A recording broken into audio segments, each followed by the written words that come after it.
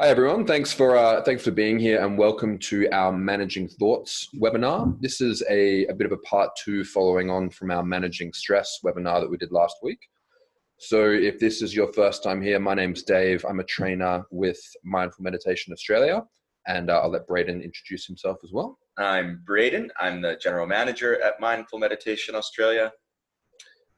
And cool, so let's just jump in and get started. So before we do though, I'm sorry. If you're at home, make sure you have a pen and paper handy. And if you could find kind of a quiet space to do this webinar for the next 45 minutes to an hour, that would be great, because we do some meditations and there's some writing exercises that we're going to do. So pause it now, go get yourself a pen and a paper, and then we'll jump back in. So today's webinar is going to be about meditation and managing thoughts. So we thought a good way to start today off would just be by doing a quick 5-minute guided meditation. So if you'd like to get comfortable, find a position in your chair where you feel relaxed and alert. And this is something that we call our mindful posture. So find a position where you're going to be comfortable, your feet flat on the floor, and your arms either on the chair rest or in your lap. If you feel comfortable, you can close your eyes, or you can simply just form a soft gaze in front of you. And I'd just like you to start by taking a few long, slow, deep breaths, breathing all the way in through the nose and letting go through the mouth.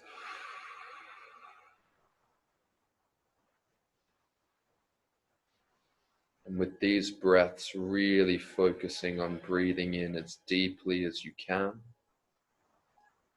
and just relaxing and letting everything go.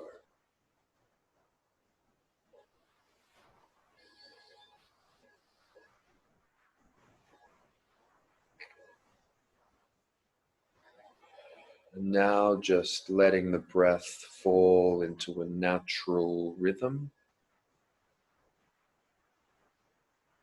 And I'd just like you to take a moment now to check in with how you're feeling today. And not worrying or judging if you're feeling stressed or negative in any way. Simply just being aware of that underlying feeling. And I'd just like you now to tune back into that breath and not controlling it, but observing the rise and the fall of the body with the breath. And feeling the back expand and push into the chair as you breathe in. And just feeling the whole body soften as you let go. If the mind pulls you away, or if it wants to distract you with a problem to solve or something to think about, that's okay, that's normal. Rather than trying to stop the thought, shifting your attention back to your breath and the feeling of the body connecting with the chair and the floor beneath you.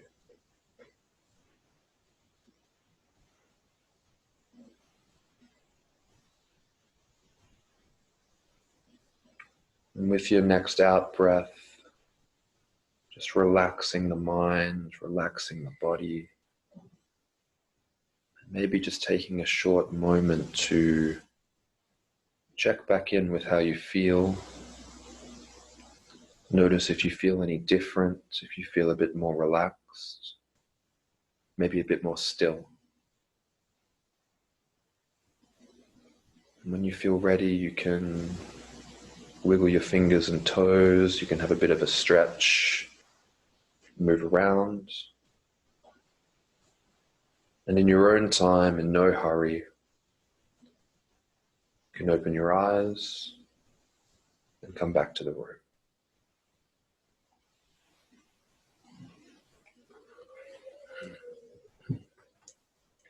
So hopefully that put you in a nice headspace just to get started today.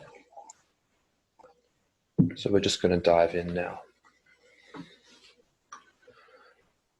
So our organization is called Mindful Meditation Australia, and our vision is to improve the happiness and well-being of all Australians with these concepts and practices of mindfulness and meditation. We are founded on the principle that mindfulness and meditation practices have potential to improve the mental, emotional, and physical well-being of all.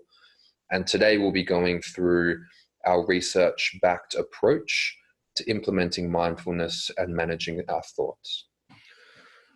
So we're going to start off today with a statistic from Harvard, and this came from a study where participants were asked to do a task and to note down every time that they found that their mind was wandering or thinking about something other than what they were supposed to be thinking about and doing. And the study concluded that people spend almost 50% of their time thinking about something other than what they're doing. And this mind wandering typically makes them unhappy.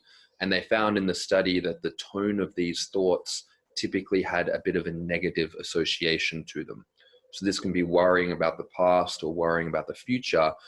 And this is taking us out of the present moment and really affecting our ability to focus and to be present and to be happy. So today our workshop is going to be talking about how we can manage these thoughts, why this happens, and how we can manage this and how we can integrate this so that we can use this to our advantage and not let it take away from our enjoyment and our focus in our day-to-day life. So I'm just going to hand over to Braden. All right. And before we get started, it's always important to give an introduction to what mindfulness and meditation are. And before I do, I just want to say there are many, many different definitions for mindfulness and meditation. None of them are wrong. Everyone comes from different practices, different lineages, different approaches. What we do at Mindful Meditation Australia is we really looked at what the research was saying. The outcomes were in schools and organizations who implemented these practices and chose two definitions that really closely aligned to what the research was telling us. So, meditation is the active practice of learning to calm and train attention. Mindfulness is the ability to pay attention to respond in the most appropriate way in any given moment. So practically speaking, meditation is like going to the gym to build your muscle of attention. So when we're sitting in meditation today, you might notice that your mind wanders off. If you're a regular, normal human being, your mind will wander off. And each time you notice it's wandered off and you bring it back to what we're focusing on in that moment, that's like doing a repetition for your attention. Mindfulness, therefore, is how you choose to use that attention in your daily life, whether it's focusing on non-judgmental acceptance, focusing on gratitude, choosing to tune into a conversation you're having with somebody, connecting with somebody you care about, or self-regulating unhelpful thoughts that lead to stress, anxiety, or worry, or noticing and self-regulating emotional overreactions. Our attention is comprised of two core components, sensing and thinking. The reason thinking takes up such a big part of our attention is we're constantly assessing our environment for threats and rewards. It's why we've done so well as a species evolving and growing and staying alive, because we're always looking for potential danger. In more primitive times, that was very, very relevant to staying alive. When we were going on a hunt, George the caveman would get gored. So we would go, okay, we need to be a bit more strategic about that because that wasn't very fun. Bill the caveman might have been foraging for berries on a cliff and then fell down and hurt his back. So next time we would think, okay, that wasn't very good. So we should probably find another way to get those berries. So we've transcended those primitive times when we were really faced with a lot of life or death situations in our day-to-day life. And now that type of thinking can take the form of ruminating, worrying about something somebody said to us or how we look in the eyes of somebody else. And it's not very helpful. And I like to pose a bit of a question about mind wandering and thinking to participants when we do our training. And I'll pose it to you. So just take this into your consideration. How many of you have had a fight with somebody in your house or a friend or a coworker, and then found yourselves a week later in the car or in the shower having that same argument again in your head, saying things like, I should have said this, this, and this, and how dare they speak to me like that? Next time I'm going to say this, this, and this. maybe you can relate to that in some way, shape, or form. I know I certainly can. Does that ever happen to you, Dave? Yeah, quite frequently. Yeah. So that's that part of our brain keeping us safe. Is that danger a real danger it's keeping us safe from? No. And when we're in that, something called our stress response is activated. We're in a real fight. And that's not really that helpful of a time to be in a fight. All right, so I'm going to hand over to Dave, who's going to talk a little bit about how this interplays with how our brain works. Thank you, Braden. So in terms of understanding the basics, the brain is comprised of many different areas that have different functions. And today we're just going to be looking at a very, very simplified model of the brain, and particularly just focusing on these three key areas that are the most relevant to mindfulness and meditation and the stress response that we're going to get into a little bit more later. So firstly, we'd like to look at the amygdala. And this is almost like an alarm bell in the brain that triggers the flight, fight, or freeze response. So when we do encounter a stressor, whether this is an environmental stressor, like say a snake coming towards us, or even a car speeding towards us, or a psychological stressor, like what Braden was talking about with thinking about an argument, this basically triggers the body to release cortisol and adrenaline from the adrenals. And this puts us into this fight, flight, or freeze response. And the thing with the amygdala is that it's just acting off a chemical signal. So it can't tell the difference between the snake or the car or a psychological stressor if you're just thinking about something that sets you off. It's just priming the body for this response. So it's very important that we learn to regulate how this stress response works in our body so that we're not always triggering this amygdala to put us in this fight, flight, or freeze response when it might actually not be very useful and maybe even counterproductive. We've also got the prefrontal cortex, which is situated right at the front of the brain. And this is what helps us make thoughtful decisions, stay focused, perform complex tasks, and regulate our emotions. And this part of the brain is unique to humans, and it is what makes us, it's what makes us us. And it only receives information when the amygdala is calm. So when that amygdala is firing, the prefrontal cortex, the part of the brain which helps us make thoughtful decisions or stay focused, that's not important for our survival. So that's where the amygdala takes over. And what it also does is it passes on important information for remembering into the hippocampus, which is the third part of the brain, which we'll be talking about, which stores and processes important facts and memories that gets passed from the prefrontal cortex that helps us remember things. So this creates context, this associates stimulus with a response, and it helps us to perceive our environment better and helps us to understand the world around us. So something important here to note, and something I'm sure that we can all relate to, is this flight, fight, or freeze response is a bit trigger happy, and sometimes it gets set off quite easily and in a bad situation that doesn't really help us. So if we've got a situation like on the left, for my Canadian friend Braden, who seems to be getting approached by a grizzly bear, this would be an appropriate time to have a bit of a panic response because this bear is an immediate threat, and we do want to be able to act in the most appropriate way to be able to counter this threat.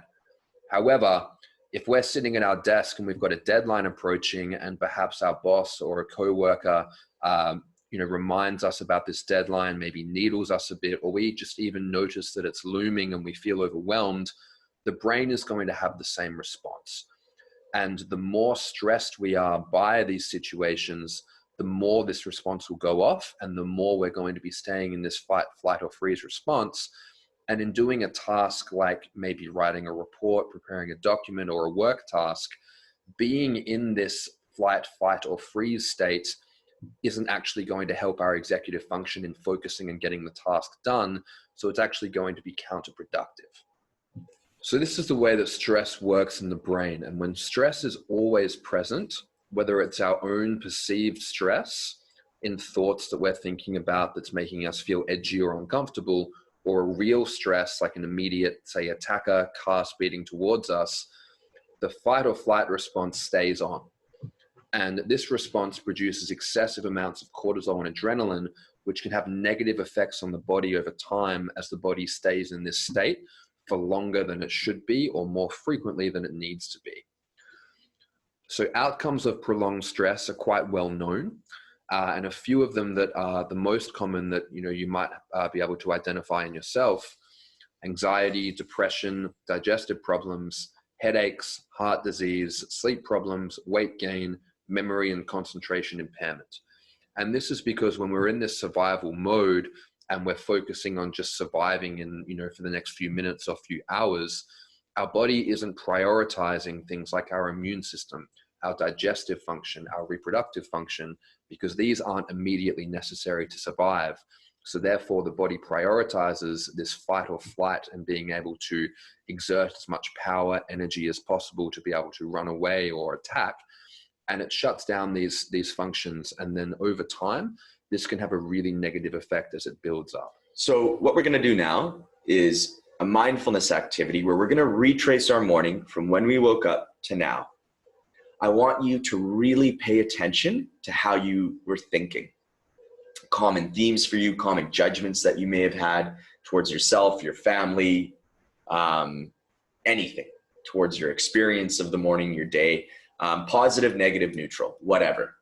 We're really gonna hack in and look at how we think, try to form a better understanding of how we think, find any common themes for ourselves, especially the ones that aren't so helpful. So then when we do get onto those negative thinking trails, we can stop ourselves, self-regulate, take a breath, switch gears. So we're going to close our eyes and I'm going to kind of guide you through this process. And if you have your pen and notepad ready, you can just open your eyes at any point and kind of take a little note if something comes up for you that you want to remember in regard to how you think. So what I'll get you to do is get into a mindful posture, one that's relaxed and alert. You can go ahead and take 1 or 2 long and slow deep breaths. Breathing in through your nose all the way to the end, holding for a few moments. Exhaling fully.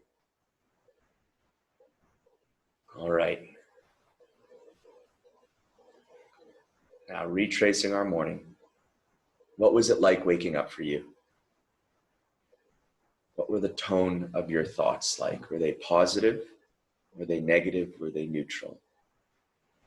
Did you wake up and notice that you had a really good sleep? You felt energized, positive about the day? Maybe you had a bit of a restless sleep. Maybe you were woken up by something in the night and you kind of woke up feeling a bit negative, a bit grumpy. What was your morning routine like? Was it pleasant? You got the coffee on, maybe some music playing. Was it a bit rushed? Was there some anxiety involved? Did you have any judgments about plates being left out or something a family member did? Judgments on yourself for potentially being late or you're not getting organized? Or was it a really nice morning? Did it run smoothly?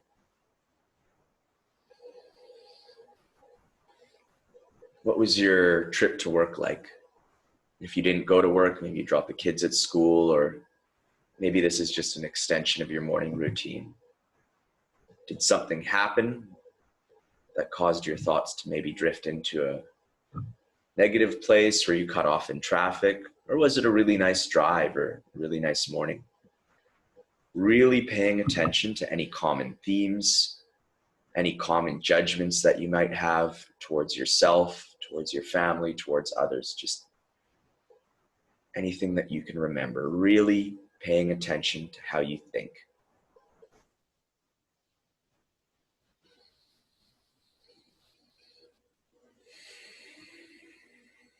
Take a moment longer to finish up writing, considering your morning to now.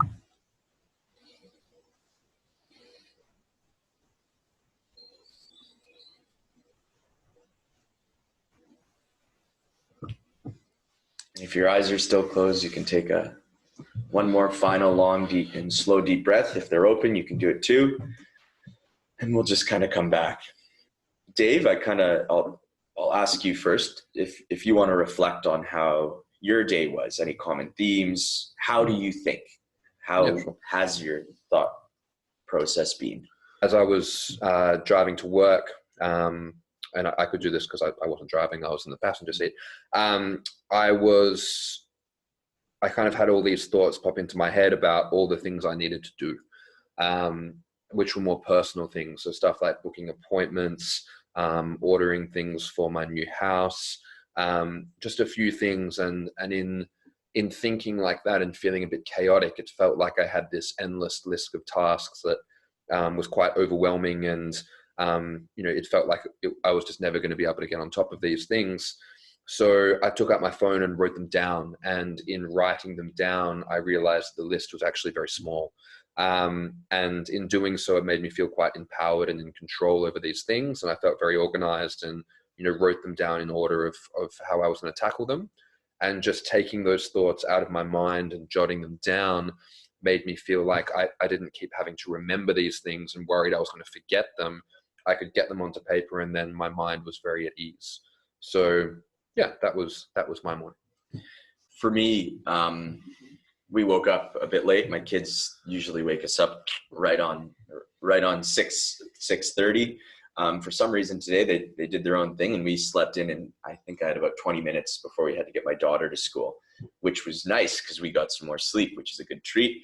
So I woke up feeling grateful for that, then immediately went into some anxiety and stress around getting her ready and getting her out the door, which instead of me just managing, I was then more sharp and more aggressive and, "Oh, we need to get ready. You need to hurry, honey," which would have put her in a bit more stress than she needed to be in, especially for something that wasn't her fault. So that was a bit of a negative thinking pattern that I get in, that I certainly have awareness of, and that I want to self-regulate. And then I got her to school. We had a big hug. She was fine. And I had a very pleasant drive to work. But one thing I identified through doing that exercise is that common theme for myself, just getting into that negativity, especially around rushing or around feeling stressed. And that's certainly not very helpful for anybody. All right, so now we're going to do the second part of this activity, and we're going to do a meditation exercise, which is really about teaching ourselves how to manage thoughts in a chaotic situation. So this meditation is going to be a little bit different than probably what you're used to. Just come with us for a bit of a ride right now, and we'll reflect on how it makes us feel. So all I'm going to do is guide you into the meditation, and something's going to happen, and then we're going to have to kind of meditate through it together. And then I'll get Dave to reflect on some of the tools he used to manage his thoughts, manage his stress response through this time. So, as before, if everyone could get into their mindful posture, one that's relaxed and alert, feet both on the ground, find a comfortable way of sitting. If you feel comfortable, you can close your eyes. If not, just look down at the table or the floor in front of you. Start by taking 1 or 2 long and slow deep breaths, breathing in through your nose, all the way to the end, holding for a few moments, exhaling fully.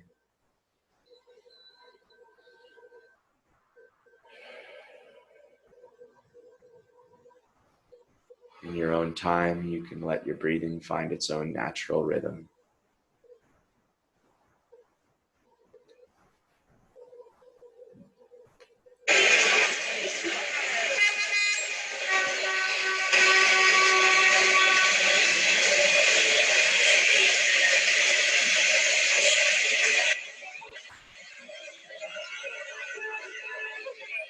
Take a moment and scan your body from your head to your toe. Try to notice what's happened within yourself, to your thoughts, and within your body when the sound started playing.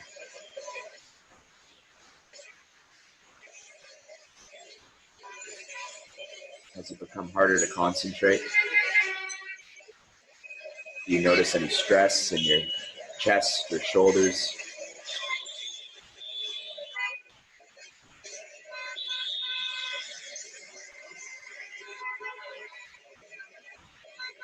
Just notice what's changed in your thoughts and in your body.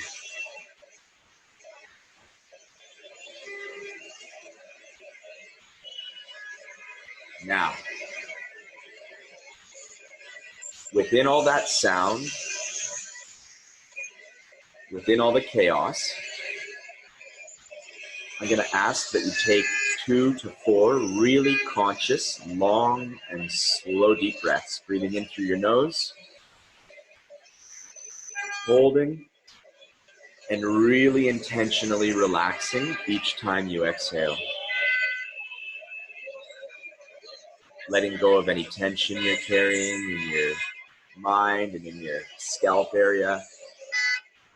Noticing and releasing any tension you're carrying in your jaw. Really letting your chest and shoulders soften and relax each time you exhale.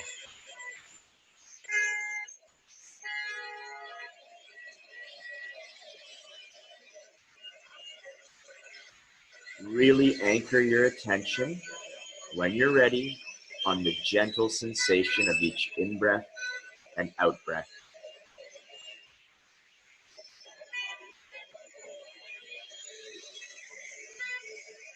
See if you can detach your focus from all of the chaos. Let it all be part of your experience without getting carried away by it. And simply just see if you can relax and breathe for a moment. Focusing all your attention on that gentle in and out breath.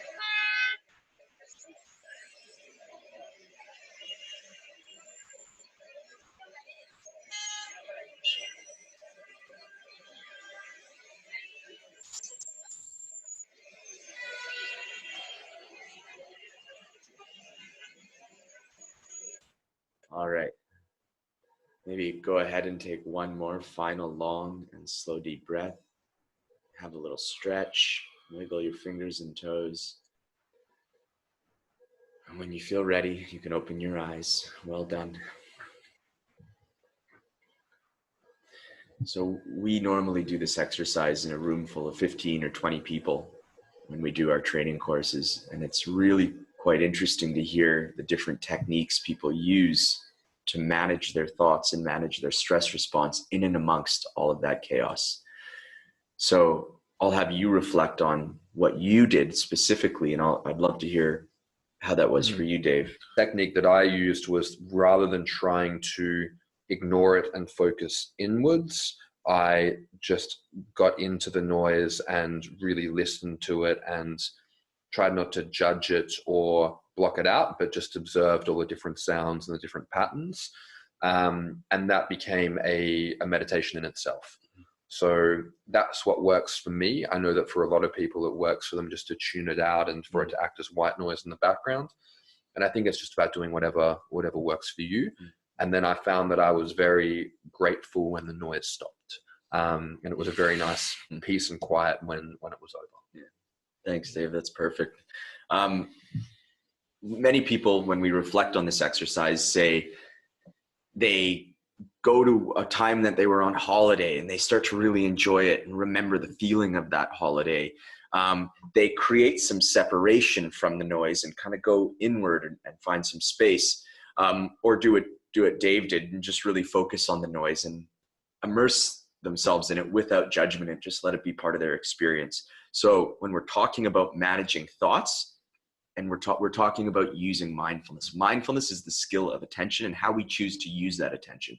So I hope that was helpful for you.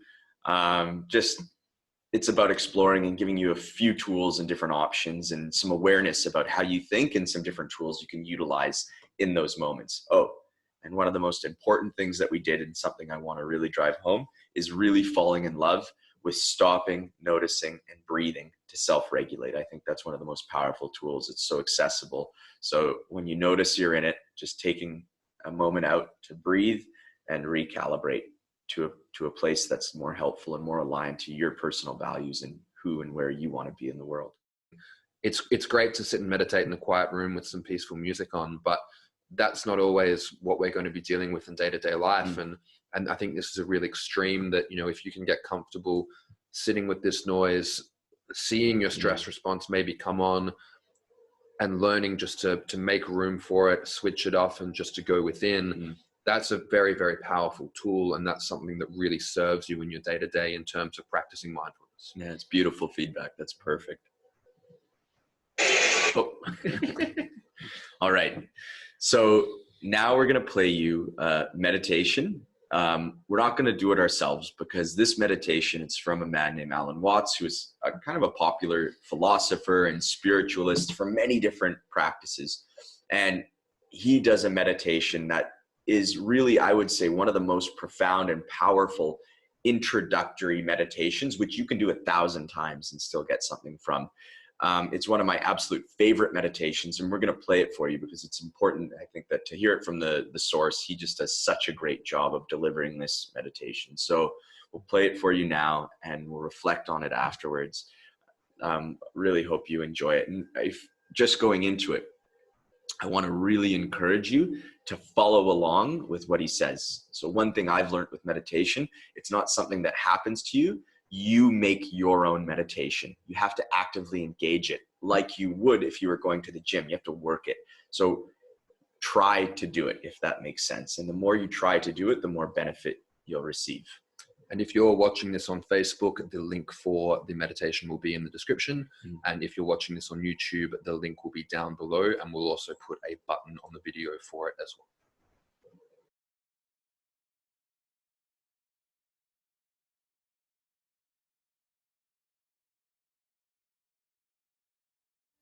Well, now,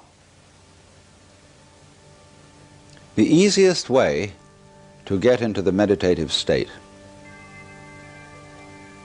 is to begin by listening.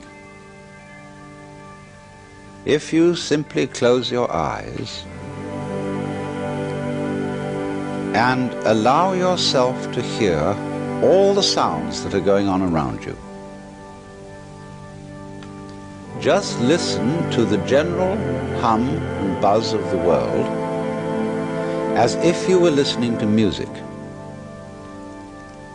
Don't try to identify the sounds you're hearing. Don't put names on them. Simply allow them to play with your eardrums.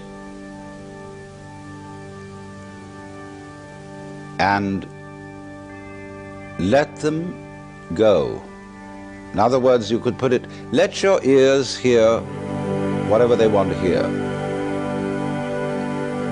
Don't judge the sounds. There are no, as it were, proper sounds or improper sounds, and it doesn't matter if somebody coughs or sneezes or drops something. It's all just sound. And if I am talking to you right now and you're doing this, I want you to listen to the sound of my voice just as if it were noise. Don't try to make any sense out of what I'm saying, because your brain will take care of that automatically. You don't have to try to understand anything. Just listen to the sound. As you pursue that experiment, you will very naturally find that you can't help naming sounds, identifying them, that you will go on thinking, that is to say, talking to yourself inside your head automatically. But it's important that you don't try to repress those thoughts by forcing them out of your mind, because that will have precisely the same effect as if you were trying to smooth rough water with a flat iron. You're just going to disturb it all the more. What you do is this. As you hear sounds coming up in your head, thoughts, you simply listen to them as part of the general noise going on, just as you would be listening to the sound of my voice, or just as you would be listening to cars going by or to birds chattering outside the window. So look at your own thoughts as just noises. And soon you will find that the so-called outside world and the so-called inside world come together. They are a happening. Your thoughts are a happening, just like the sounds going on outside. And everything is simply a happening, and all you're doing is watching it. Now, in this process, another thing that is happening that is very important is that you're breathing. And as you start meditation, you allow your breath to run just as it wills. In other words, don't do at first any breathing exercise, but just watch your breath breathing the way it wants to breathe. And notice a curious thing about this. You say in the ordinary way, I breathe, because you feel that breathing is something that you are doing voluntarily, just in the same way as you might be walking or talking.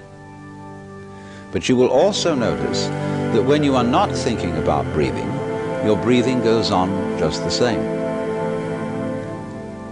So the curious thing about breath is that it can be looked at both as a voluntary and an involuntary action. You can feel on the one hand, I am doing it, and on the other hand, it is happening to me. And that is why breathing is a most important part of meditation, because it is going to show you, as you become aware of your breath, that the hard and fast division that we make between what we do on the one hand and what happens to us on the other is arbitrary. So that as you watch your breathing, you will become aware that both the voluntary and the involuntary aspects of your experience are all one happening. Now that may at first seem a little scary, because you may think, well, am I just the puppet of a happening, the mere passive witness of something that's going on completely beyond my control? Or on the other hand, am I really doing everything that's going along? Well, if I were, I should be God. And that would be very embarrassing, because I would be in charge of everything. That would be a terribly responsible position. The truth of the matter, as you will see it, is that both things are true. You can see it that everything is happening to you, and on the other hand, you're doing everything. For example, it's your eyes that are turning the sun into light. It's the nerve ends in your skin that are turning electric vibrations in the air into heat and temperature. It's your eardrums that are turning vibrations in the air into sound, and in that way you are creating the world. But when we're not talking about it, when we're not philosophizing about it, then there is just this happening, this, and we won't give it a name. Now then, when you breathe for a while, just letting it happen and not forcing it in any way, you will discover a curious thing, that without making any effort, you can breathe more and more deeply. In other words, supposing you simply are breathing out, and breathing out is important because it's the breath of relaxation, as when we say, whew, and heave a sigh of relief. So when you are breathing out, you get the sensation that your breath is falling out. Dropping, dropping, dropping out, with the same sort of feeling you have as if you were settling down into an extremely comfortable bed. And you just get as heavy as possible and let yourself go. And you let your breath go out in just that way. And when it's thoroughly, comfortably out and it feels like coming back again, you don't pull it back in, you let it fall back in, letting your lungs expand, expand, expand until they feel very comfortably full. And you wait a moment and let it stay there, and then once again you let it fall out. And so in this way you will discover that your breath gets quite naturally easier and easier, and slower and more powerful. So that with these various aids, listening to sound, listening to your own interior feelings and thoughts, just as if they were something going on, not something you're doing, but just happenings, and watching your breath as a happening that is neither voluntary nor involuntary. You are simply aware of these basic sensations. Then you begin to be in the state of meditation. But don't hurry anything. Don't worry about the future. Don't worry about what progress you're making. Just be entirely content to be aware of what is. Don't be terribly selective, particular, say, I should think of this and not of that. Just watch whatever is happening.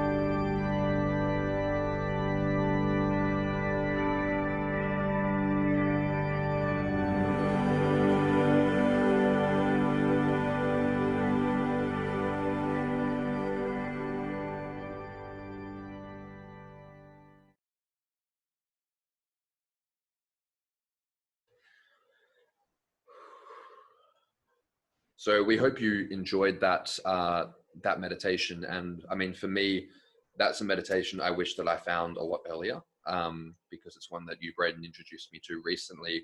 And, it was something that I wish I was exposed to earlier in my journey. And it is something that, when people are wanting to get into meditation, I used to tell them or advise them to, download an app and, do a 10-day challenge.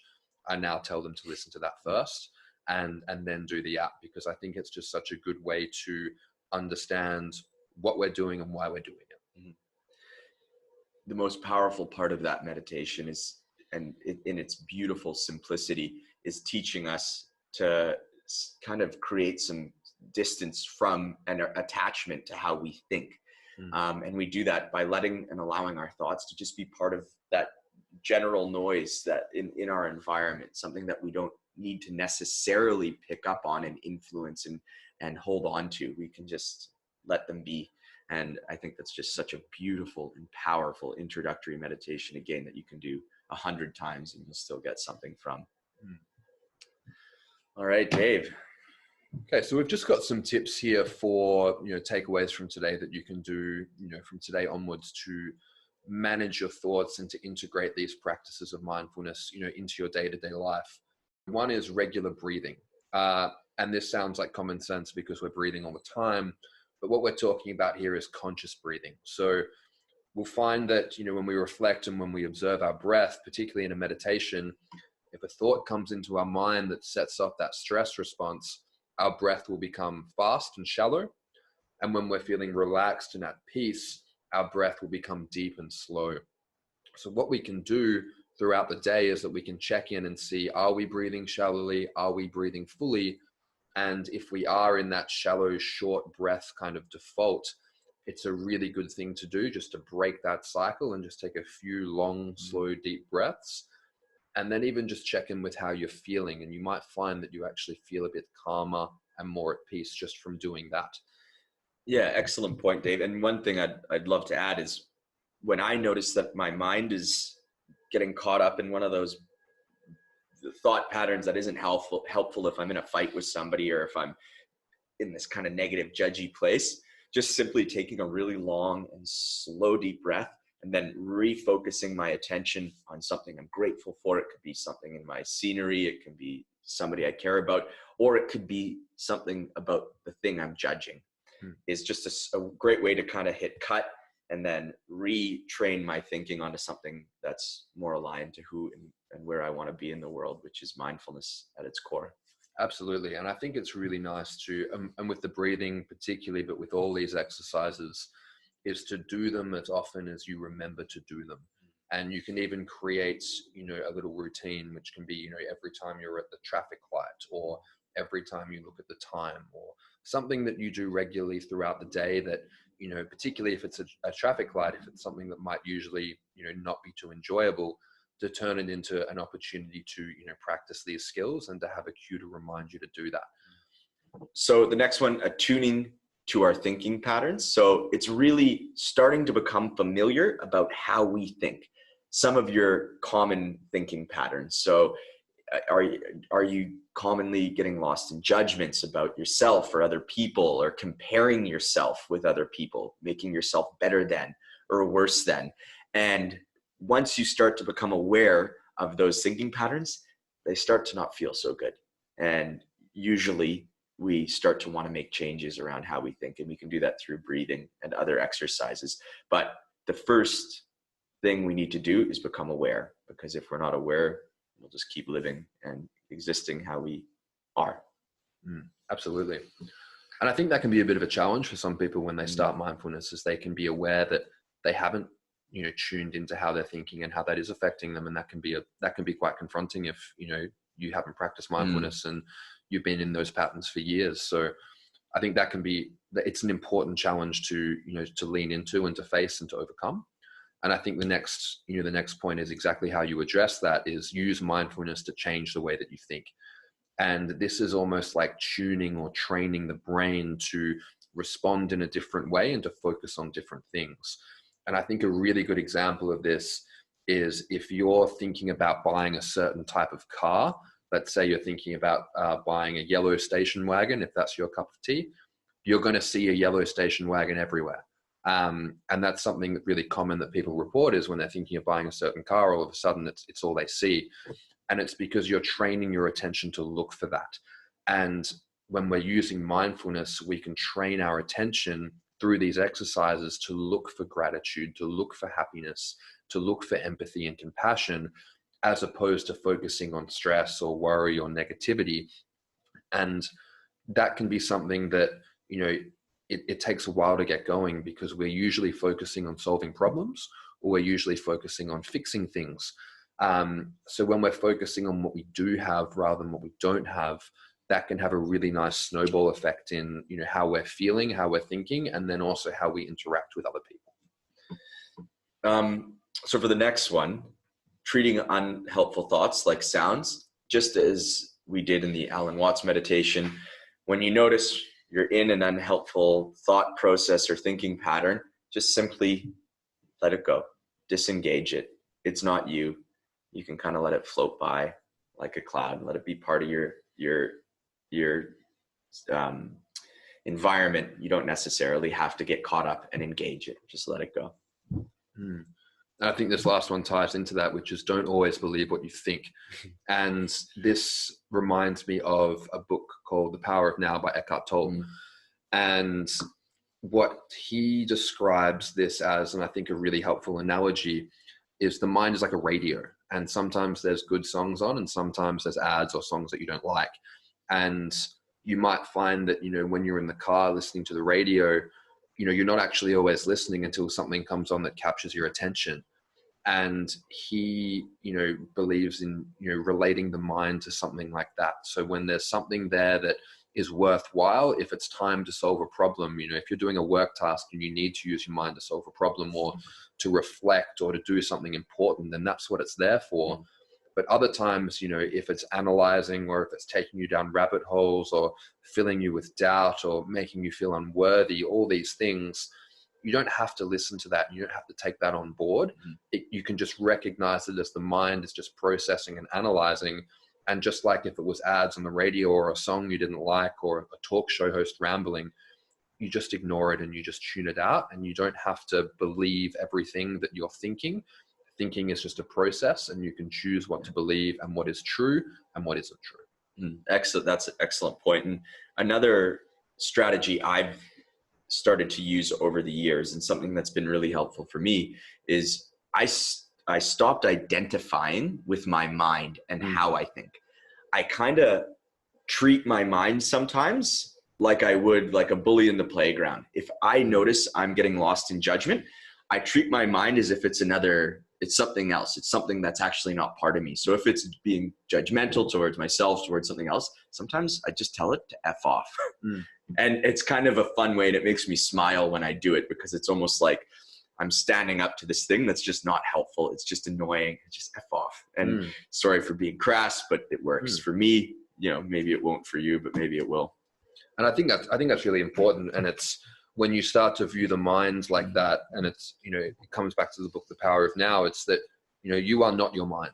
Your mind is a tool, and it is a function of your brain to keep you alive and to, you know, analyze what's around you. And it's extremely powerful and very useful, but it doesn't have an off switch. So realizing that you are not everything that you think, and not everything that you think is true, is a very powerful, you know, wake up call, because then you can have, you know, you can choose when you want to listen to your mind, and when you just want to be like, you know, that's not serving me, that's not helpful, that's making me unhappy, I'm not going to pay attention to this, and I'm going to shift my attention into something that I am enjoying. And, you know, a lot of the time the mind will be pulling you away from something that you're like, if you're, you know, having family time with your kids, and your mind's thinking about XYZ, that's when you need to say, you know, F off mind, I'm trying to enjoy myself. And that's a good point. And you just made me think about this a little bit deeper. And really, this is what mindfulness is.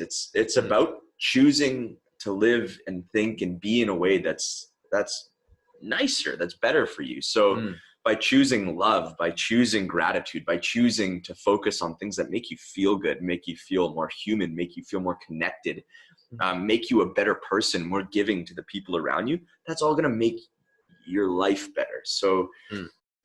for the next week, we're going to encourage you to identify 2 mindfulness strategies you want to focus on for managing your thoughts. So previously, we talked about creating some separation from them. When you notice it, you're in judgments, taking a breath and switching to gratitude, to compassion, to empathy towards yourself or others. Heaps of different strategies. So for the next week, we're going to get you to identify 2 strategies you want to engage and really focus on doing them. One thing that I found when I started to look at how I thought, it drove me crazy because I realized how much I was judging myself and other people. It really drove me insane. So I hope you can get driven insane by some of the negative and unhelpful ways that you think. And when you get driven insane enough, you'll stop doing it so much, and therefore you'll become a little bit more mentally healthy and physically healthy and more healthy to the people that are in your life. So thank you for being here with us today. If you haven't watched the other webinar, we've got another one similar to this on managing stress, and you can find that on our YouTube channel or on our Facebook.